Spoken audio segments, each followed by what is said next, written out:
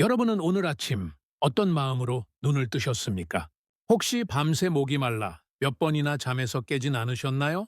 혹은 아침에 일어나 첫 발을 디딜 때 발바닥에 전해지는 찌릿한 통증 때문에 침대 끝에 멍하니 앉아 계시지는 않았습니까?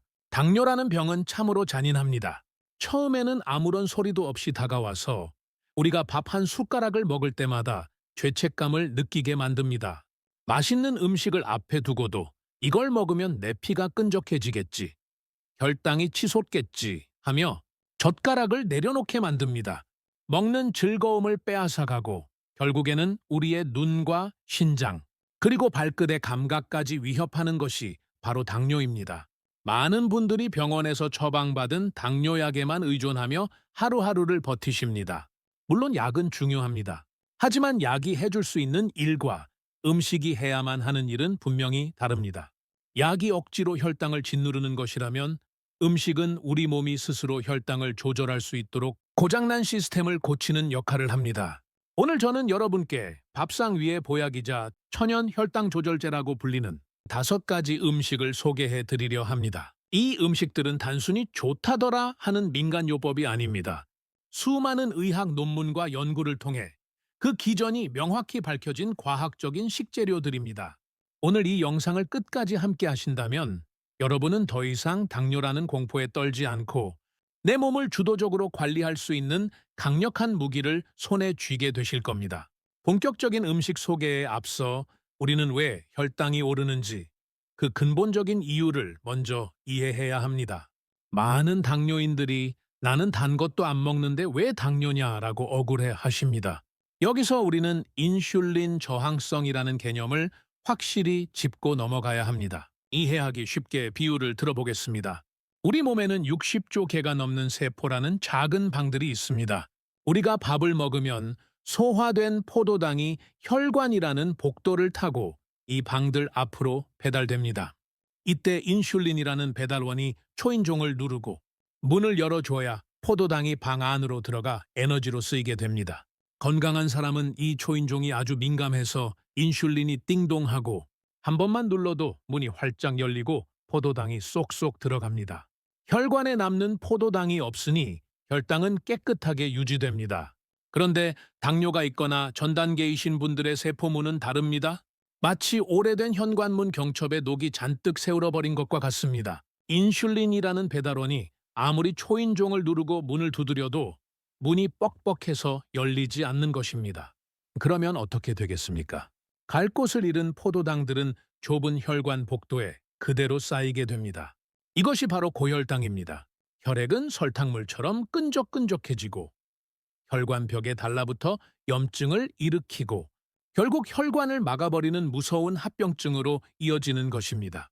그래서 오늘 소개해드릴 5가지 음식은 단순히 혈당 수치만 낮추는 것이 아닙니다. 녹이 슬어 뻑뻑해진 세포의 문을 기름칠해서 부드럽게 열리게 만들고 혈관 속에 넘쳐나는 포도당을 밖으로 배출시키며 췌장을 쉬게 만들어주는 근본적인 치료제들입니다. 이제 그 첫 번째 주인공부터 만나보겠습니다. 가장 먼저 주목해야 할 음식은 푸른 보약이라 불리는 녹두입니다. 예로부터 녹두는 100가지 독을 풀어준다는 말이 있을 정도로 해독 작용이 뛰어난 식재료입니다. 하지만 당뇨인에게 녹두가 특별한 진짜 이유는 따로 있습니다. 바로 녹두의 풍부한 섬유질과 단백질, 그리고 항산화 성분인 비택신과 이소비택신 때문입니다. 녹두에는 또 다른 보물이 숨어 있습니다. 바로 아연입니다. 아연은 인슐린을 만드는 주요 성분입니다. 췌장 베타세포가 인슐린을 합성할 때 아연이 반드시 필요합니다. 아연이 부족하면 인슐린 생산 공장이 원료 부족으로 가동을 멈추는 것과 같습니다. 우리가 쌀밥을 먹을 때 녹두를 섞어 먹으면 어떤 일이 벌어질까요? 녹두의 풍부한 식이섬유는 장 속에서 당분이 흡수되는 속도를 아주 천천히 늦춰줍니다. 마치 급류가 흐르는 강물에 댐을 설치해서 물의 흐름을 조절하는 것과 같습니다. 덕분에 식후 혈당이 급격히 치솟는 스파이크 현상을 막아줍니다. 녹두를 먹을 때 가장 중요한 건 껍질째 먹는 것입니다. 혈당 조절 성분이 껍질에 집중되어 있기 때문입니다. 껍질을 벗기지 않은 통녹두는 혈당 지수가 매우 낮습니다. 하지만 껍질을 벗기고 갈아서 만든 녹두는 혈당 지수가 올라갑니다. 껍질에 있는 수용성 섬유질이 포도당의 혈중 흡수를 늦춰주기 때문입니다. 녹두를 드실 때는 설탕을 첨가하지 말고 삶거나 쪄서 드시는 게 가장 좋습니다. 녹두죽이나 녹두밥으로 드시면 됩니다. 더 놀라운 사실은 녹두의 항산화 성분이 췌장의 베타 세포를 보호한다는 것입니다. 인슐린을 만들어내는 공장인 췌장이 산화 스트레스로 인해 망가지는 것을 막아주고 인슐린이 더 잘 분비되도록 돕습니다. 실제로 연구에 따르면 녹두 추출물은 혈당 수치를 낮출 뿐만 아니라 인슐린 수치를 개선하는 데 큰 도움을 준다고 밝혀졌습니다. 녹두는 차가운 성질을 가지고 있어 몸에 열을 내리는 데도 좋으니 평소 열이 많고 갈증을 자주 느끼는 당뇨인이라면 녹두밥이나 녹두죽을 통해 꾸준히 섭취해 보시기 바랍니다. 두 번째로 소개해 드릴 음식은 바다의 영양 덩어리, 조개류입니다. 바지락, 모시조개, 굴과 같은 조개류에는 당뇨인에게 금보다 귀한 성분이 들어 있습니다. 바로 아연과 타우린입니다. 아연은 우리 몸에서 인슐린을 합성하고 저장하는 데 없어서는 안 될 핵심 부품입니다. 췌장에서 인슐린이라는 열쇠를 만들 때 반드시 필요한 원료가 바로 아연이기 때문입니다. 만약 우리 몸에 아연이 부족해지면 췌장은 인슐린을 제대로 만들어내지 못하거나 만들어내더라도 불량품을 만들게 됩니다. 조개류는 이런 아연을 보충해주는 최고의 공급원입니다. 또한 조개의 진짜 힘은 따로 있습니다. 바로 타우린입니다. 타우린은 우리 몸에서 만들어지는 아미노산이지만 당뇨 환자는 타우린 농도가 정상인보다 약 25%나 낮습니다. 왜냐하면 고혈당 상태에서는 타우린이 소변으로 많이 빠져나가기 때문입니다. 타우린이 부족하면 인슐린 감수성이 떨어집니다. 반대로 타우린을 보충하면 인슐린 감수성이 높아져서 혈당 조절이 쉬워집니다. 연구에서 당뇨 환자들이 타우린 보충제를 매일 섭취했을 때 혈당 관리에 긍정적인 영향을 보였습니다. 당뇨약을 장기간 복용하면 비타민 B군이 부족해지는데 타우린은 이런 영양 불균형도 개선해줍니다. 조개의 풍부한 타우린 성분은 혈액 순환을 돕고 혈압을 안정시키며 당뇨의 무서운 합병증 중 하나인 망막증과 신경병증을 예방하는 데 큰 도움을 줍니다. 뿐만 아니라 조개는 단백질은 풍부하면서 지방 함량은 극히 낮아 체중 조절이 필수인 당뇨인에게 아주 훌륭한 단백질 공급원이 됩니다. 조개를 맑게 끓인 국물 한 잔은 혈당 조절은 물론 지친 간의 회복까지 도와주는 진정한 천연 영양제라고 할 수 있습니다. 세 번째 음식은 우리 조상들의 지혜가 담긴 전통 음식, 동치미입니다. 의외라고 생각하실 수도 있지만 잘 익힌 동치미는 당뇨인에게 기적 같은 음료가 될 수 있습니다. 그 비밀은 바로 무에 들어있는 천연 소화 효소와 발효 과정에서 생겨나는 유산균에 있습니다.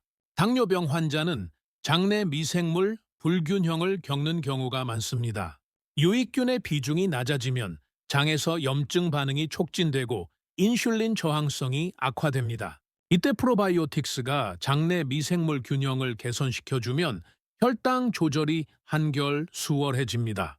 동치미의 무에는 디아스타아제라는 성분이 풍부합니다. 이 성분은 탄수화물의 소화를 돕는데 식사 중간이나 식후에 동치미 국물을 마시면 위장에서 음식물이 천천히 소화되도록 돕고 장내 환경을 산성으로 만들어 혈당의 급격한 상승을 억제합니다. 또한 발효된 동치미 국물 속의 유산균은 장내 미생물 생태계를 건강하게 만듭니다. 하지만 너무 짜게 담근 김치나 동치미는 나트륨 과다 섭취로 이어질 수 있으니 싱겁게 담그거나 국물을 적당량만 드시는 게 좋습니다. 식사 전 동치미 국물 몇 숟가락은 여러분의 장에 보호막을 씌워 혈당이라는 파도가 몰아치지 않게 막아주는 든든한 방파제가 되어줄 것입니다. 네 번째 음식은 산에서 나는 고기라 불리는 버섯입니다. 표고버섯, 팽이버섯, 느타리버섯, 새송이버섯 등 모든 종류의 버섯은 당뇨인의 식탁에서 주인공이 되어야 합니다. 버섯은 칼로리가 거의 없으면서도 식이섬유가 매우 풍부해 아무리 배불리 먹어도 혈당 걱정이 없는 유일한 음식 중 하나입니다. 버섯의 핵심 성분인 베타글루칸에 주목해야 합니다. 이 성분은 우리 몸의 면역력을 높여줄 뿐만 아니라 장에서 포도당의 흡수를 물리적으로 방해하는 역할을 합니다. 끈적한 섬유질이 장벽을 얇게 코팅하여 당분이 혈액으로 넘어가는 속도를 늦추는 것입니다. 또한 버섯은 인슐린과 유사한 작용을 하는 성분들을 함유하고 있어 세포가 포도당을 더 잘 받아들이도록 돕습니다. 특히 표고버섯에 들어있는 에리타데닌 성분은 혈액 속의 콜레스테롤 수치를 낮춰 혈액을 맑게 해줍니다. 또한 팽이버섯은 특히 베타글루칸 성분이 많아 염증을 줄이고 혈당을 조절하여 당뇨병 예방에 기여합니다. 체지방이 몸에 쌓이는 것을 억제하고 고지혈증 예방 및 관리에도 도움이 됩니다. 표고버섯에는 에르고스테롤 성분이 풍부해 염증을 줄이고 혈중 콜레스테롤 농도를 낮추는 데 도움이 됩니다. 혈관이 좁아지는 동맥경화 예방에 좋습니다. 또한 버섯 다당류는 간 기능 개선에도 효과가 있죠. 당뇨로 인해 탁해진 피를 정화하고 혈관을 튼튼하게 만드는데 버섯만큼 가성비 좋은 보약은 없습니다. 찌개에 넣어도 좋고 살짝 구워 나물로 드셔도 좋은 버섯을 매일 식탁에 올려보십시오. 여러분의 췌장이 비로소 휴식을 취할 수 있게 될 것입니다. 마지막 5번째 음식은 바다의 채소 김입니다. 우리가 매일 아침 밥상에서 만나는 그 김이죠. 열량과 당지수가 낮아서 혈당 반응이 거의 없고 식이섬유가 단기 몸에 천천히 흡수되도록 돕기 때문입니다. 당뇨약을 오래 복용하시는 분들이 공통적으로 호소하는 부작용 중 하나가 바로 손발저림과 같은 신경 통증입니다. 이는 당뇨약이 체내의 비타민 B1의 흡수를 방해하기 때문인데 김은 이 비타민 B1을 보충해 줄 수 있는 최고의 식물성 식품입니다. 김의 풍부한 비타민 B군은 신경세포를 감싸고 있는 보호막을 튼튼하게 만들어 합병증으로 인한 신경 손상을 막아줍니다. 또한 김에는 포피란이라는 수용성 식이섬유가 가득합니다. 이 성분은 혈관 내벽에 쌓인 찌꺼기를 닦아내는 청소부 역할을 합니다. 혈당이 높으면 혈관이 쉽게 딱딱해지는 동맥경화가 오기 쉬운데 김을 꾸준히 섭취하면 혈관의 탄력을 유지하고 혈압을 낮추는데 큰 도움을 받을 수 있습니다. 김에는 단백질도 풍부합니다. 소금과 기름을 바른 조미김보다는 생김을 살짝 구워 드시는 것이 가장 좋습니다. 밥을 드실 때 김을 한두 장 곁들이는 아주 작은 습관 하나가 여러분의 발끝까지 흐르는 혈액을 맑게 유지하고 소중한 신경을 지켜내는 강력한 보호막이 되어줄 것입니다. 지금까지 녹두부터 김까지 우리 몸의 대사를 살리는 5가지 음식을 살펴보았습니다. 이 음식들의 공통점은 무엇일까요? 바로 화려하고 비싼 약이 아니라 우리 곁에 늘 있었던 소박한 자연의 선물이라는 점입니다. 당뇨 관리의 핵심은 무엇을 안 먹을까 고민하는 고통이 아니라 무엇을 건강하게 채울까를 고민하는 즐거움에 있어야 합니다. 물론 오늘 이 영상을 보셨다고 해서 당장 모든 수치가 정상이 되지는 않을 것입니다. 하지만 오늘 저녁 밥상에 김 한 장을 더하고 흰 쌀밥 대신 녹두를 섞은 밥을 짓는 그 작은 실천이 모여 여러분의 미래를 바꿉니다. 췌장은 우리가 정성을 들인 만큼 반드시 정직하게 반응합니다. 절망하지 마십시오. 당뇨는 여러분의 삶을 끝내러 온 것이 아니라 여러분의 몸을 더 소중히 돌보라는 경고등입니다.